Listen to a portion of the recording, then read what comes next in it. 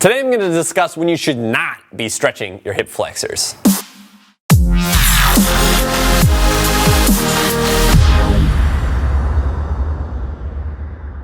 What's going on, everybody? How you doing? It's Blake Bowman here with Gorilla Zen Fitness, and in today's video I'm going to be talking about stretching of the hip flexors, more specifically when it's actually dangerous and very disadvantageous to do this. To begin, stretch the hip flexors is a very common phrase nowadays. You can hear everybody from yoga instructors to personal trainers telling people to do this. Now, it's important to actually know what that means, okay? So the hip flexors are actually a group of muscles predominantly like in the front and adjacent to the front of your hips here. They run down your legs. There's another one inside your belly called the iliopsoas. And what these muscles do is they flex the hip, meaning they pull the leg bone up like this. Now, when your hip flexors become very tight and shortened, okay, when the hip flexor muscles shorten up, what they will do is they'll typically tilt the pelvis forwards or anteriorly, okay? So when you have really tight hip flexors, it produces something called an anterior or frontal tilt of the pelvis.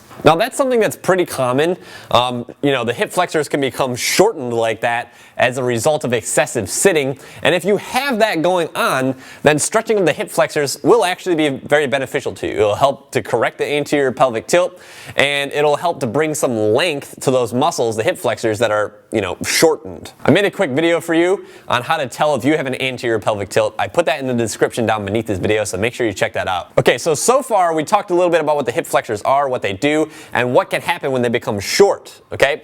And if they are short, stretching them will be good for you. However, if you have the opposite of an anterior or a frontal tilting of the pelvis, like this is the front and this is the back. If you have the opposite of that going on, where your pelvis is actually tilted backwards, okay, kind of like this, it's rotated this way, okay, that is called a posterior pelvic tilt, okay? And if you stand like that naturally with a posterior tilt in your pelvis, then actually stretching the hip flexors will be very harmful to your body. Let me explain this. Basically, the opposite of anterior or frontal tilting of the pelvis is posterior tilting of the pelvis or backwards tilting of the pelvis, and both are equally as common. Now, the reason why it's dangerous to actually stretch the hip flexors if you stand naturally in a posteriorly tilted pelvic position is because just by having your pelvis tilted back like this, the hip flexor muscles are not shortened like they would be if your pelvis was tilted forward.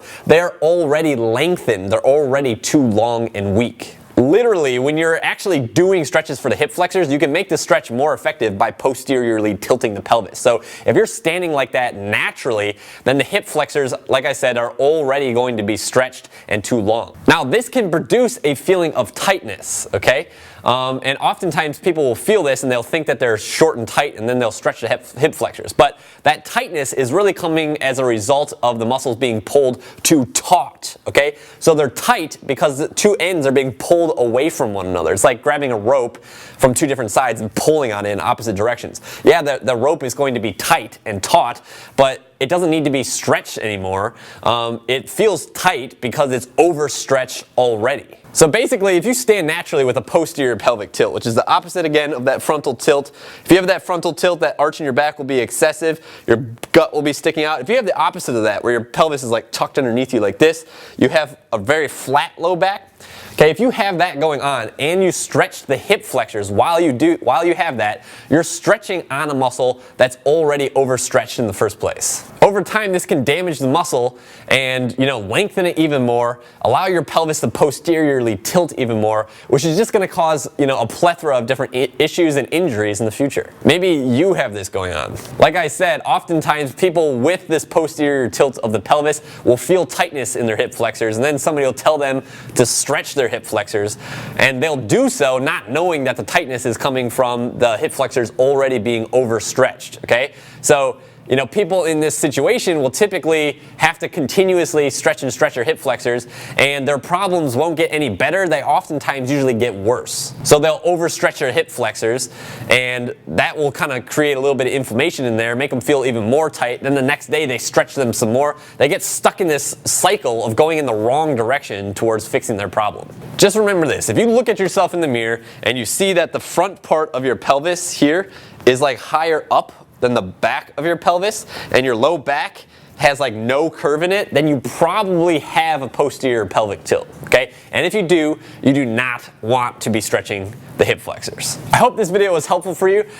This is a topic that I've wanted to, address for a long time here. So if you like this video, then go ahead and subscribe to my YouTube channel right over here. Also, if you want to learn more about posture, not just pelvic posture, but how to improve your pelvic posture and the posture of your upper body, then make sure you pick up my free ebook, Posture, the Ultimate Life Hack. You can get that book by clicking over here. Basically, when you click this, what this will do is it'll take you to a page on my website where I'll ask you for your email. And as soon as you enter in your email, I'll send you your copy of my book, Posture, the Ultimate Life Hack, within 5 minutes. Now, if you're watching on mobile, then that link probably won't work for you, and you'll have to open up the description down beneath this video and click the first link available there.